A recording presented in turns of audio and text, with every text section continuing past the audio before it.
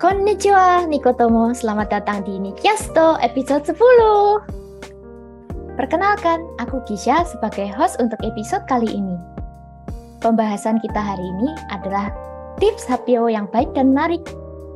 Kali ini sepertinya akan menjadi pembahasan yang unik sekali ya. Karena berhubungan dengan presentasi atau dalam bahasa Jepang disebut dengan HPO.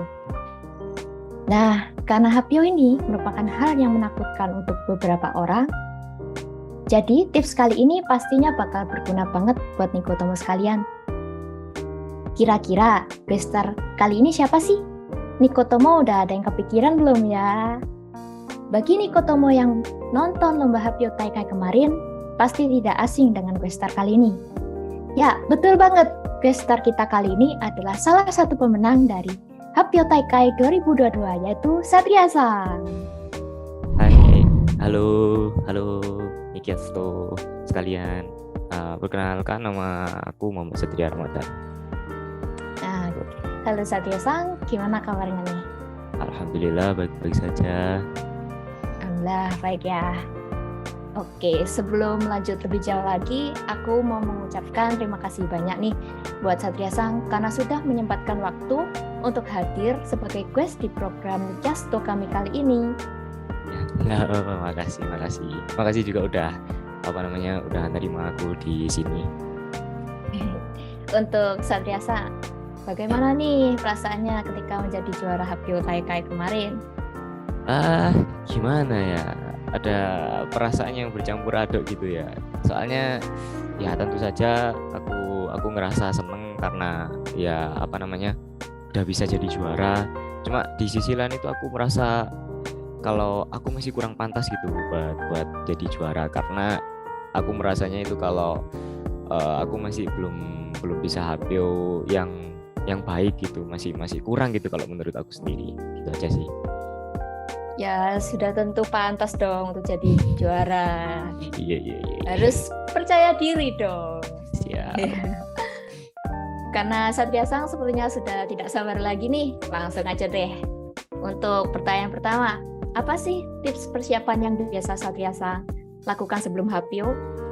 Kalau buat aku pribadi, kalau kemarin ya, yang waktu HPO Taikai itu yang kemarin, persiapan yang aku lakuin buat HPO itu tentu saja yang pertama itu buat draft dulu ya. Jadi buat draftnya itu pakai bahasa Indonesia dulu.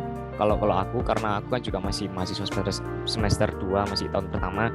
Jadi aku untuk kemampuan bahasa Jepang kan masih belum tinggi banget. Nah itu yang tentunya yang pertama yang buat draft dulu. Kemudian dari draft itu kan karena masih dalam bahasa Indonesia ya. Kemudian itu kayak gimana ya, draft yang masih dalam bahasa Indonesia itu kan kalau di bahasa Jepangin pasti ada beberapa kalimat yang susah untuk ditranslate ke bahasa Jepang. Nah itu aku sederhanain dulu setiap kalimatnya, jadi kalimatnya itu biar gampang ditranslate dari bahasa Indonesia ke bahasa Jepang. Terus itu setelah aku buat draftnya, kemudian aku translate, itu aku baca terus setiap hari ya untuk draftnya itu. Jadi biar walaupun nggak hafal-hafal banget, seenggaknya bisa melekat di pikiran. Habis itu kalau waktu HPO nanti kan tinggal baca skripnya ya, maksudnya tinggal baca sekilas langsung nyambung, jadi waktu HPO Taikainya itu kita bisa langsung fokus ke audiensnya, seperti itu kalau aku. Wah, ternyata banyak banget nih persiapannya. Apalagi terperinci banget, sangat totalitas. Keren. Iya. Oke, lanjut ya ke pertanyaan kedua. HPO yang baik menurut Satria-san itu gimana sih? Kalau menurut aku pribadi, HPO yang baik itu HPO yang disampaikan dengan singkat, jelas, dan padat, tapi tidak kekurangan informasi. Jadi kayak untuk di HPO-nya itu waktu kita menyampaikan informasi itu langsung to the point, terus ya jelas dan tidak bertele-tele. Namun informasi yang kita sampaikan itu nggak kekurangan gitu. Maksudnya kan ya ada yang cuma menyampaikan yang HPO mungkin cuma menyampaikan dengan singkat dan padat namun tidak jelas ya, seperti itu. Kemudian tentu saja dari HP yang baik kalau dari segi materi, dari segi isi ya, kalau menurutku ya itu yang yang agak yang lebih terperinci gitu. Jadi bukan yang general, bukan yang membahas sesuatu secara umum saja, namun kalau bisa juga bisa lebih terperinci, lebih to the point, lebih lebih khusus gitu. Kalau menurutku sih kayak gitu. Aku jadi lebih banyak tahu nih berkat Satria-san. Oke, pertanyaan ketiga, gimana sih menghilangkan atau mencegah rasa gugup saat hapyo? Kalau menurutku kalau rasa gugup itu nggak bisa hilang ya, kalau menurutku ya.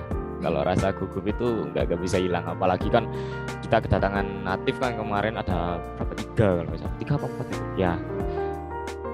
Jadi ya 3 natif, waduh gimana coba ya, kan berarti kan gugup nggak bisa dihilangkan. Tapi kalau menurutku tentu saja bisa dikurangi.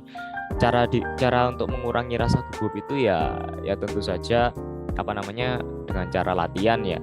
Nah, cara latihannya itu lebih ke memahami skrip.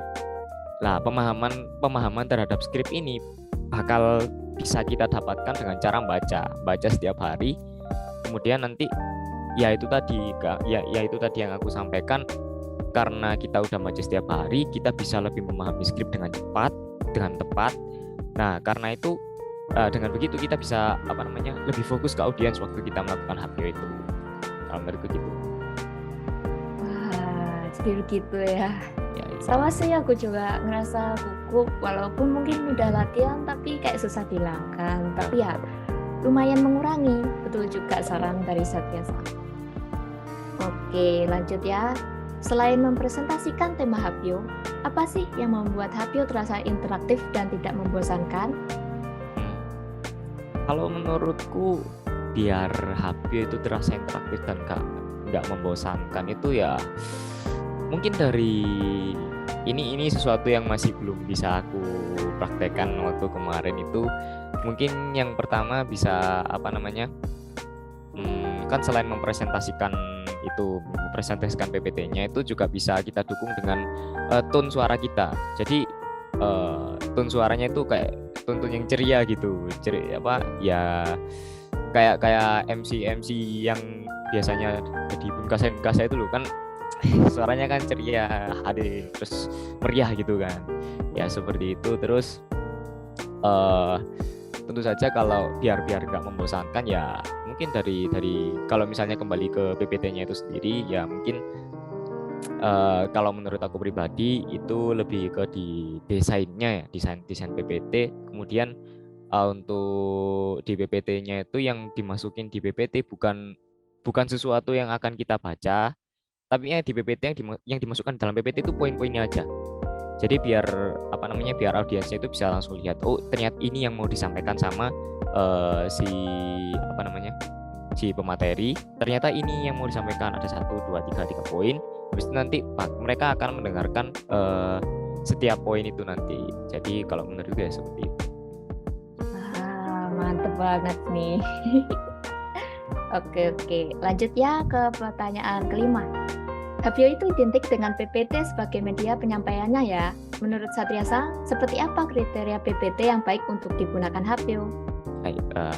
Kalau menurutku sendiri ya seperti yang aku sampaikan tadi, di PPT-nya itu desainnya kalau bisa yang simple, yang nggak bikin sakit mata terutama.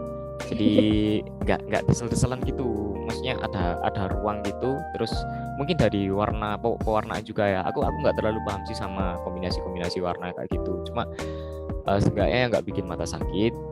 Terus mungkin dikasih desain yang lucu-lucu gitu kayak karakter anime atau semacamnya. Kemudian ya balik ke yang tadi yang menyampaikan itu cuma poin-poin aja. Jadi biar nggak terlalu berusel. Soalnya kalau menurut aku pribadi, kalau misalnya yang di PPT itu apa yang akan kita baca, audiens sendiri kan bisa baca. Jadi gimana ya, kalau kita bacain kayak kita lebih ke dongengin bukan sih, maksudnya kayak mendongengin anak-anak, kayak dongengin anak sebelum tidur gitu kalau menurut aku ya. Mungkin kalau selain itu PPT-nya itu kalau bisa nggak terlalu panjang tapi juga nggak terlalu sedikit, kalau menurutku seperti itu. Oke, dapat dipahami. Ya. Untuk pertanyaan keenam, bagaimana kesan pesan Satria Sang terhadap lomba Hapyo Taikai kemarin? Sama pesan ya, aku cuma bisa ngasih kesan aja sih, kalau pesan masih belum berhak kayaknya. Kalau kesanku terhadap Hapyo Taikai kemarin, tentu saja aku ngerasa gimana ya, deg-degan, pasti itu deg-degan, gugup, terus mendebarkan. Soalnya ya kayak yang tadi tuh ada negatif 3 dan aku ditanyain 2 oleh 2, enggak sih, cuma 1 sih yang tanya, yang 2 cuma menanggapi. Ya untung aja aku bisa paham sedikit apa yang diucapkan, jadi bisa hai gitu aja. Kalau ya itu menurutku mendebarkan, dan juga karena Hapyo Taikai ini kan kayak aku pertama kali ngikutin Hapyo Taikai ini, jadi ya kinjoshimasu gitu aja sih. Keren. Semoga emang nggak ada unek-unek kan ya, makanya nggak ada pesannya. Jangan-jangan ada unek-unek nih. Enggak kok, aman. Berarti alhamdulillah ya. Alhamdulillah. Berkat kerja keras Satria Sang juga para panitia ya udah menyiapkan lomba Hapyo kemarin bisa berjalan dengan lancar ya. Sekarang sampai desta. Oke, pertanyaan terakhir nih. Hai. Satria Sang sendiri ada keinginan lagi nggak untuk mengikuti Hapyo Taikai periode berikutnya? Kalau aku sendiri tentu saja ada ya keinginan untuk untuk mengikuti Hapyo Taikai yang selanjutnya. Soalnya kan yang ini aku mungkin berusahaku masih kurang, karena juga kan ya mepet-mepet sama UAS, mepet-mepet sama banyak tugas juga. Jadi ya mungkin kalau bisa ikut tahun depan dalam rangka redemption atau balas dendam gitu, juga bisa seperti itu. Tapi juga lihat dulu sih beserta lawan-lawanku gimana. Ya kurang lebih seperti itu. Wah, ngeri banget nih. Berarti tahun depan kita bakal saingan. Masya Allah. Mantap. Atau aku mundurin diri aja ya, soalnya Satria Sang jadi jangan. Jangan gitulah. Aku aja yang mundurin diri. Tuh, kok gitu. Wah, tidak terasa ya, kita sudah berada di penghujung acara. Gimana nih? Pastinya para Nikotomo mendapatkan ilmu baru dong seputar Hapyo ini. Sekali lagi, aku sebagai perwakilan dari tim Nikyasto mau ucapin terima kasih untuk Satria Sang yang sudah bersedia hadir dan meluangkan waktu untuk podcast kita ini. Terima kasih juga untuk Nikotomo dimanapun kalian berada yang sudah menyempatkan waktu untuk mampir pada podcast kami ini. Nah, untuk terakhir nih, Bester boleh nih memberikan pesan dan semangatnya untuk Nikotomo semua yang mau ikut lomba Hapyo. Kalau dari aku sih, buat semuanya yang pengen ikut lomba Hapyo Taikai ini, kalau menurutku yang penting nggak peduli kita itu semester berapa, yang penting masih eligible ya, masih bisa ikut ya. Yaitu kalau bisa kalau bahasa Jawanya itu tatak gitu. Maksudnya langsung kalau misalnya ada keinginan untuk ikut ya ikut aja. Terus kalau masalah nantinya bakalan gimana itu dipikirkan nanti aja. Jadi yang penting itu langsung masuk aja. Soalnya kan ya juga kalau misalnya ada ketertarikan itu kan berarti nanti pasti ada jalan buat nunjang ability kita buat bisa sampai ke level itu. Kalau menurutku kurang lebihnya seperti itu. Terima kasih banyak ya semangatnya. Aku jadi ikut semangat nih karena tahun depan aku juga mau ikutan. Siap, gasken. Dan jika ada yang ingin PDKT atau mengenal Satria Sang lebih jauh, pastinya dari kalian ada yang penasaran kan ya? Bisa hubungi lewat IG-nya @_sa.ria10969. Dan juga jika Nikotomo ada saran atau masukan buat podcast ini, boleh banget untuk kontak kita di Instagram @nikoga.fibub. Tentunya jangan lupa untuk follow dan share podcast ini ya, biar makin banyak yang kenal sama Nikoga. Akhir kata, aku Gisha sebagai host undur diri. Sampai bertemu di episode Nikiasto selanjutnya. Matane!